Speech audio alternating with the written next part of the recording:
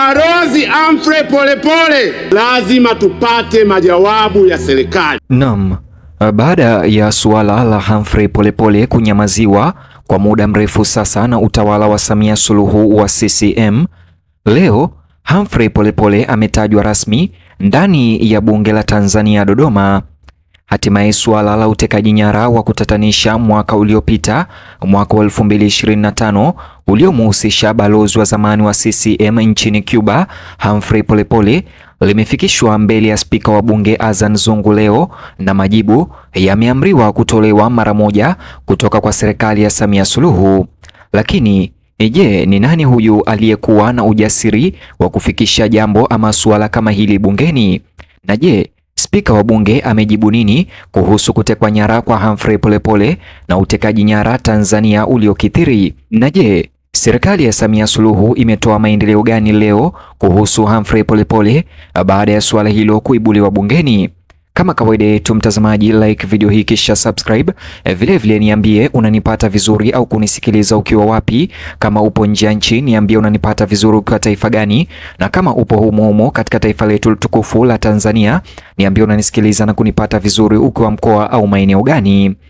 Mtazamaji, kesi ambayo ilikuwa imekaa kimya kwa muda mrefu sasa ghafla imeweza kurudishwa katikati ya usikivu wa kitaifa serikalini. Ndani ya bunge la Tanzania mjini Dodoma, swali liliweza kuulizwa leo, swali zito kumhusu Humphrey Polepole na wengine waliotoweka. Swali hili ni moja ya maswali ambayo yamekuwa yakiepukwa kwa muda mrefu, na kama hivyo tu ukimya ulivunjika leo ndani ya bunge, kwa sababu kutoweka kwa Humphrey Polepole sasa kuliweza kurudishwa rasmi leo kwenye uangalizi wa serikali. Swali hili kumhusu Humphrey Polepole leo ndani ya bunge lilifufuliwa na Ado Shaibu, ambaye huyu ni mbunge wa viti maalum ambaye alichagua kuuliza swali zito sana ambalo wengi wamekuwa wakiuliza kimya kimya. Swali lenyewe ni Polepole yuko wapi na wanasiasa wote ambao wametoweka kwa hali za kutatanisha wako wapi? Wakati huo ulibadilisha kila kitu ndani ya bunge mbele ya spika Azan Zungu huko Dodoma, kwa sababu hii sio tu mjadala wa mtandaoni, sasa limegeuka na kufanywa suala ndani ya bunge. Na hii inamaanisha shinikizo kubwa kwa serikali, shinikizo la kutaka aweze kurejeshwa Humphrey Polepole au la aweze kutafutwa na waliohusika kumteka nyara waweze kupelekwa gerezani. Tatizo hili linapofika bungeni linaacha kuwa uvumi na linageuka na kuwa uwajibikaji. Swali hili lilielekezwa kwa spika Azan Zungu ndani ya bunge, na majibu yake rahisi lakini yenye nguvu. Serikali imeagizwa kujibu haraka. Hakuna ucheleweshaji, hakuna ukimya. Jibu sasa linatarajiwa. Hilo ndilo swali zito aliloliuliza Ado Shaibu kumhusu Humphrey Polepole. Tunaelewa ya kwamba ni muda mrefu sasa umepita tangu Humphrey Polepole aweze kutekwa nyara, na kaka yake Agustino Polepole alikuja mitandaoni mara kwa mara tangia mwaka jana hadi mwaka huu 2026 akiweza kuzungumza na kudai haki, na vile hata akitoa onyo kwa wale wanaohusika kumteka nyara Humphrey Polepole.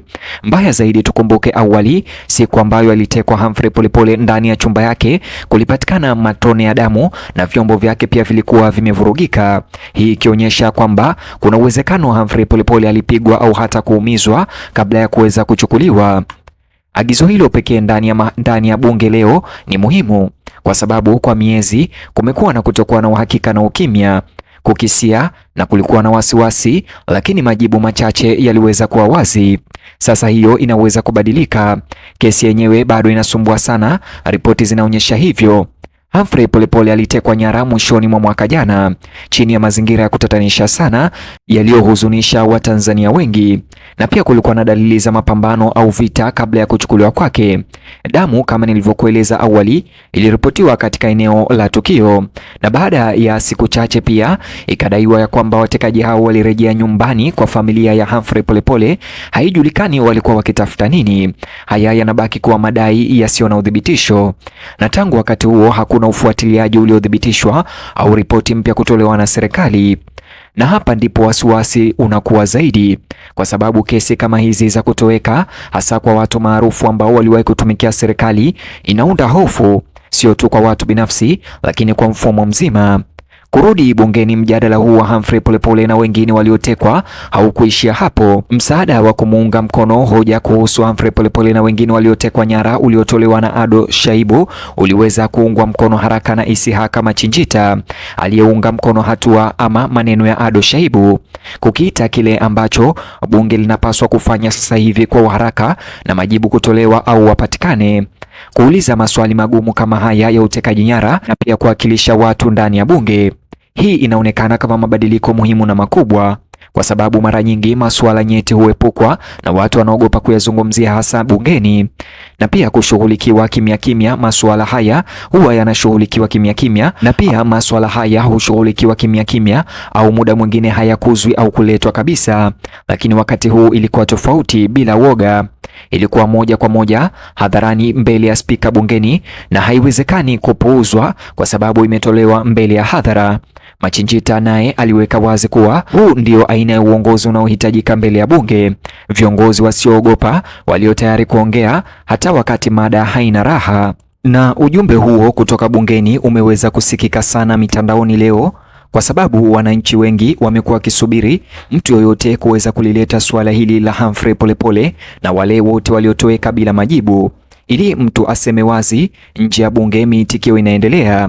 Wengine wanaona hii kama mafanikio makubwa, hatua kubwa kuelekea uwazi. Wengine pia wamekuwa waangalifu zaidi kwa yale ambayo wanayoongea kuhusu swala hili. Wengine wamekuwa waangalifu zaidi wakihoji kuhusu masuala nyeti ya usalama kama haya, lakini pia wanataka yaweze kushughulikiwa kwa uangalifu. Na pande zote mbili sasa zimekuja na hoja na kuunga mkono, kwa sababu kwa upande mmoja watu wanataka majibu kuhusu Humphrey Polepole na wengine waliopotea, majibu ya wazi, lakini pia kwa upande mwingine kuna hofu ambayo inaongezeka kuhusu swala hili nyeti, hofu ya kudhoofisha uaminifu kwa taasisi. Bado jambo moja haliwezi kukanushwa, shinikizo sasa ni kubwa kuliko hapo awali. Wachambuzi wa masuala ya kisiasa tayari wanatia uzito, wengi wakielezea hatua ya Ado Shaibu, mbunge huyu na mwenzake, kama hatua ya ujasiri, hatua muhimu na ambayo inaendana na wajibu halisi wa mbunge: kuhoji, kuchunguza, kuwajibisha madaraka bila woga. Maana wanadai ya kwamba ukimya haisuluhishi kesi, maswali hufanya kesi iweze kujulikana mwisho wake, na sasa maswali hayo wanaulizwa kwa kiwango cha juu.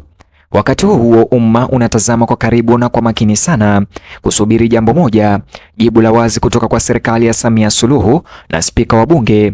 Swali lenyewe linakuwa ama swali lenyewe linalohitaji jibu ni Polepole yuko wapi na wengine wote waliotekwa nyara wapo wapi? Nini kilitokea? Nani aliwateka nyara? Na ni nini kinafanywa sasa hivi kuweza kupata suluhisho ya kesi hizi? Kwa sababu hii si tena kuhusu mtu mmoja tu, inahusu uaminifu, uwajibikaji na jukumu la uongozi katika wakati wa kutokuwa na uhakika. Kama majibu yatakuja hivi karibuni, wataweza kurejesha imani ya umma. Ikiwa majibu hayatakuja haraka, maswali yataongezeka tu na uvumi utazidi kuenea. Na sasa mwangaza uko kwa serikali. Bunge limezungumza, wabunge wameongea, swali limeulizwa, nini kitafuata? Itakuwa muhimu zaidi kuliko chochote kilichokuja hapo awali. Ni hayo tu mtazamaji niliyokuandalia katika video ama taarifa hizi. Kama kawaida yetu, tukimaliza habari tunatoa maoni yetu upande wa comment ama upande wa maoni chini ya video hii. Je, unalipi la kusema kuhusiana na swala hili la Humphrey Polepole, na unalipi la kumwambia Ado Shaibu kwa uwezo wake wa kuibua swala hili la Humphrey Polepole na wengine wote waliotekwa nyara mbele ya Spika Azan Zungu huko Dodoma bungeni? Mtazamaji, like video hii kisha subscribe, alafu bonyeza box hicho kwenye screen yako kwa taarifa zaidi.